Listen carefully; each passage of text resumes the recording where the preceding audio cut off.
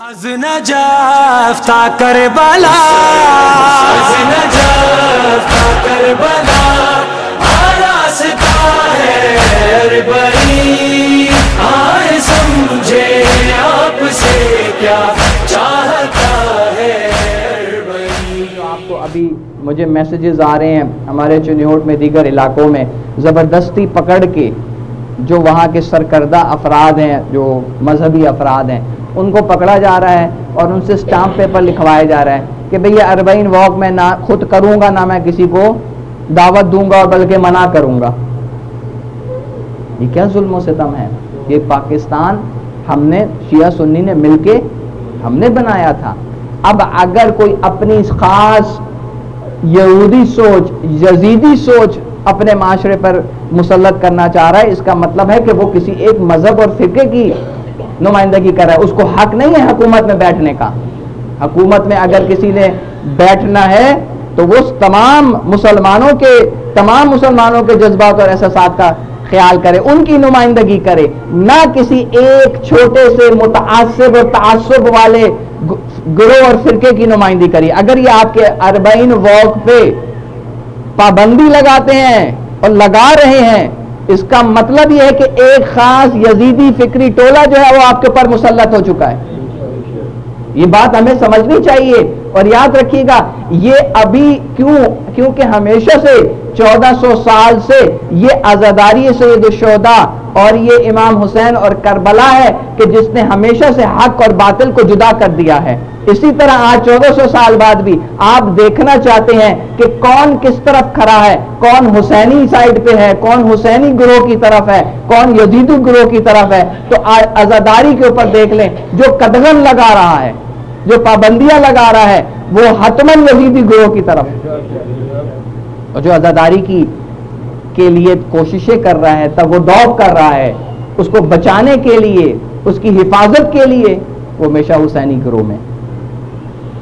اور یہ وہ معیار، یہ ملاک یہ آج ہمارے درمیان میں موجود ہے۔ ہمیں بھی اپنے اعمال کو، اپنے گریبان کو جھان کے دیکھنا ہے۔ عزیزان من، یہ بہت اہم ذمہ داری ہے۔ کہیں ایسا نہ ہو آج ہماری خاموشی، آج یہ 40 واک پہ آپ کے اوپر، اس سے پہلے بھی ایسا نہیں ہے کہ صرف 40 واک پہ یہ پابندی لگا رہے ہیں۔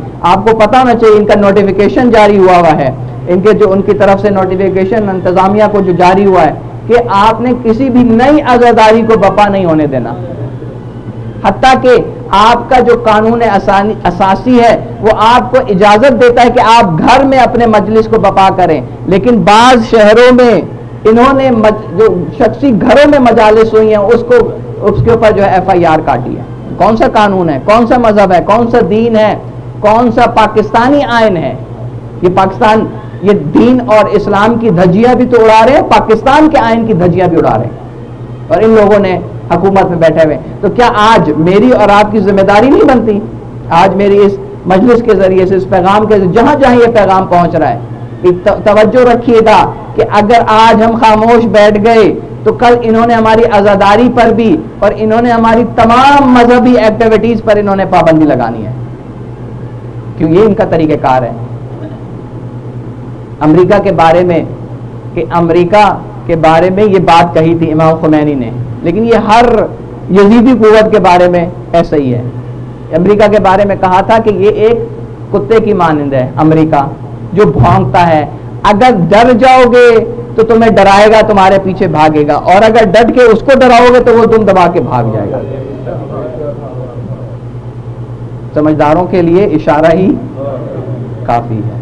اس لیے میں یہ کہتا ہوں کہ صرف مذہبی عزاداران من، جو ہم امام حسین کے عزادار ہیں، میری درخواست ہے، دستبستہ گزارش ہے کہ دیکھیں جس طرح ہماری مذہبی طور پر جو مذہبی جیسے 40 سے متعلق ہماری ذمہ داری بنتی ہے کہ ہم اس ذمہ داری کو ادا کریں اور اس 40 واک کو زیادہ سے زیادہ بہترین انداز میں، پرامن انداز میں، ہمیں کسی کے ساتھ کوئی جنگ نہیں ہے، ہماری تو یزید کے ساتھ جنگ ہے بس۔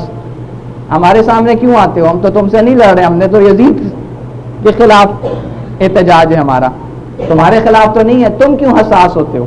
تمہیں کیوں پریشانی ہوتی ہے؟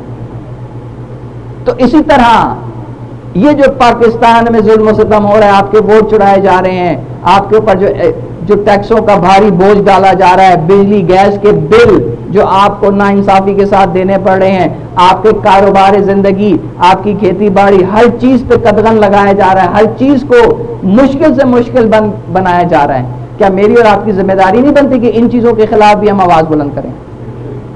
خاموش نہیں بیٹھنا.